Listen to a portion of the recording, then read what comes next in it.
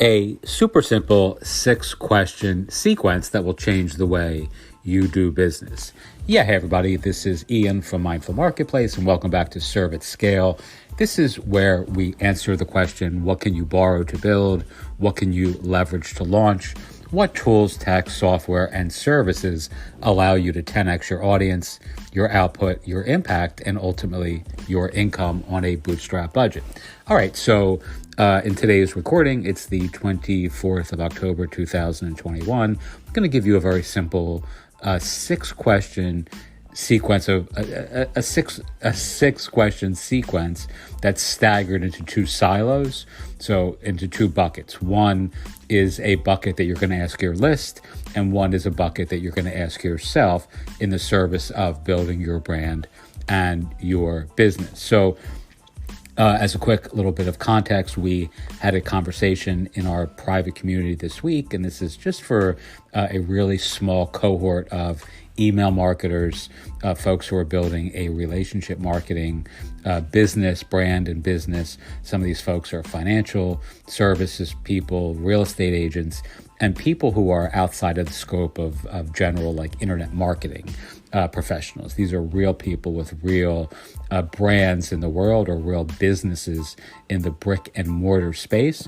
And they're looking at innovative ways of helping their audience or their readers or their members or their potential clients solve problems while simultaneously building their own brands and businesses in an online context. So here is the heuristic. So these are 2 different sets of questions. They're simple and they pretty much work in any niche. You don't have to be a realtor or a financial services professional. You can be an internet marketer selling Gumroad products, or a life coach, or a nutrition author, or whatever it may be that you do, and these should work equally as well for you.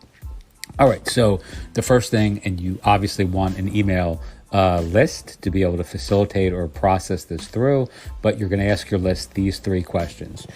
Number 1, what is your number 1 challenge?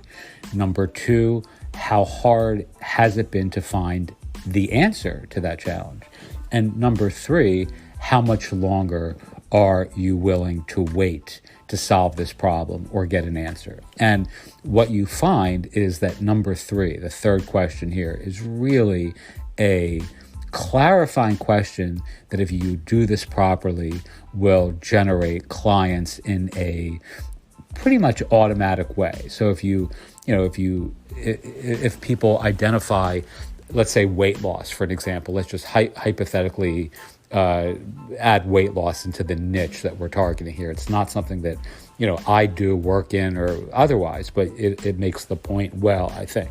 So if someone says that their biggest challenge is, losing weight, or that they're unable to lose the 25 pounds that they need for, health or to feel good, or a wedding or an event, etc.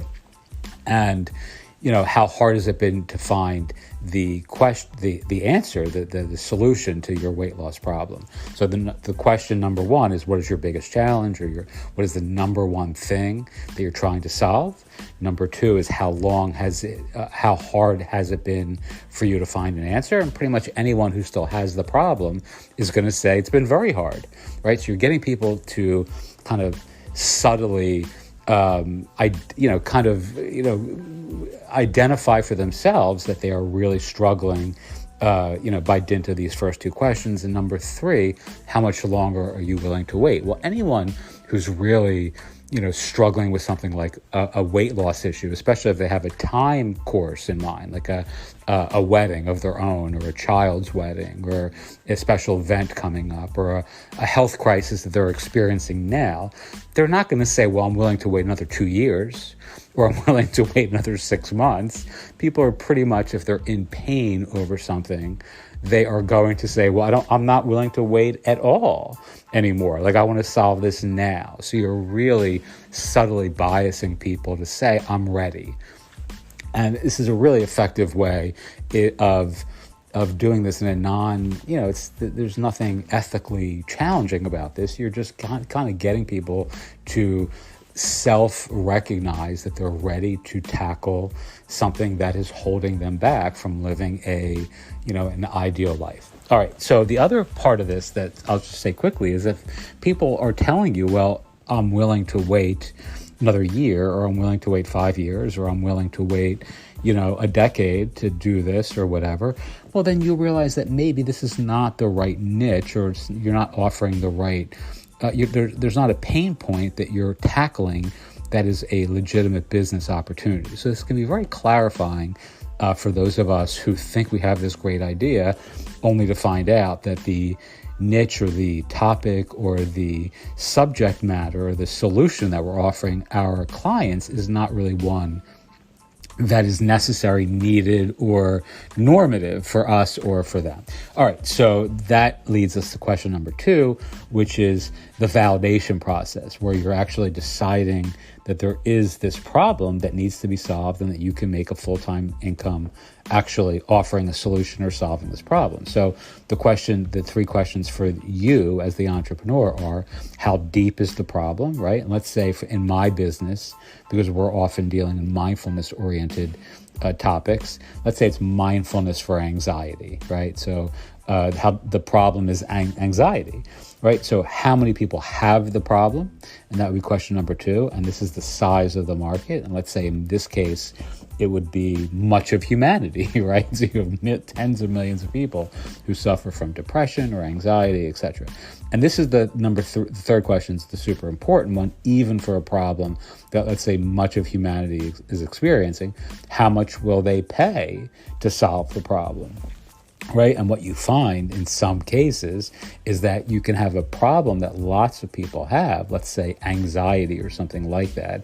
If you're creating an info product, there are a lot of people who will not pay a ton of money to solve that problem, even though they self-identify as having it, right? So this is the variable that you need to test by dint of whether you're offering a book or a coaching course or like an online course or a coaching offer.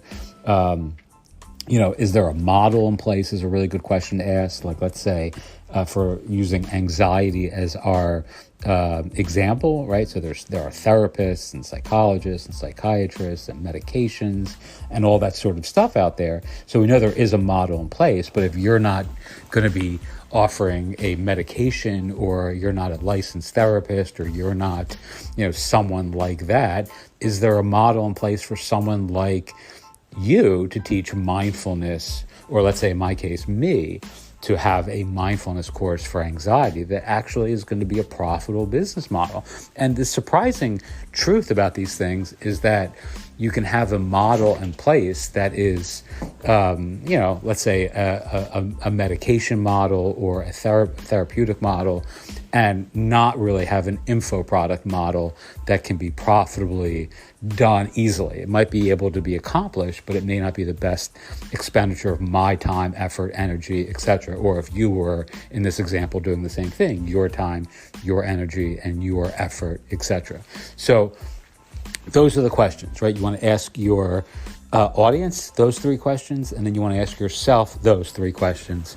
And you then simply create a landing page or some sort of email automation sequence or an opt-in page where you're basically going to be testing your audience based around their needs and wants and what they're actually willing to pay for. And you can create various different entry points into this email automation sequence where people are, you can have them self-select. You can use a tool like Flowdesk, for an example, is great for this, where you can actually get people to opt in to different segments based upon their desired interests. So are you willing to buy a book? Are you interested in a course?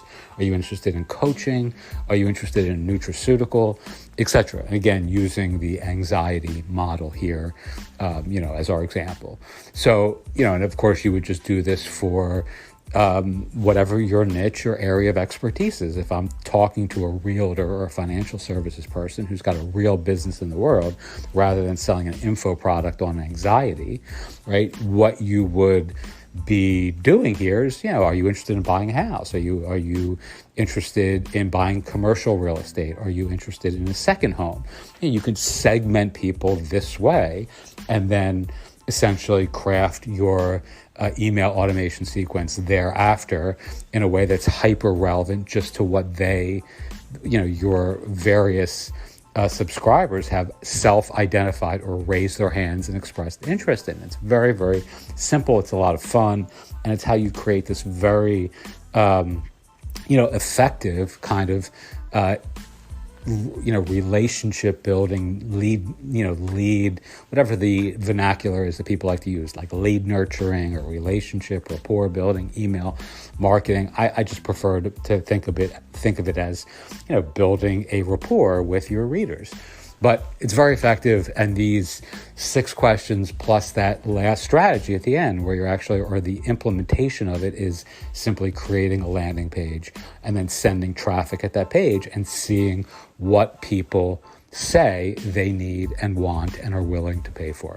Okie doke. So hopefully that's been a little bit helpful for those of you who are in the initial stages of an email marketing or relationship building content campaign. If you are looking for a great tool, I recommend Flowdesk for this. You can use Gumroad or Podia or any of those solutions as well. We use them. You can see our Podia storefront, partners.mindfulmarketplace.com.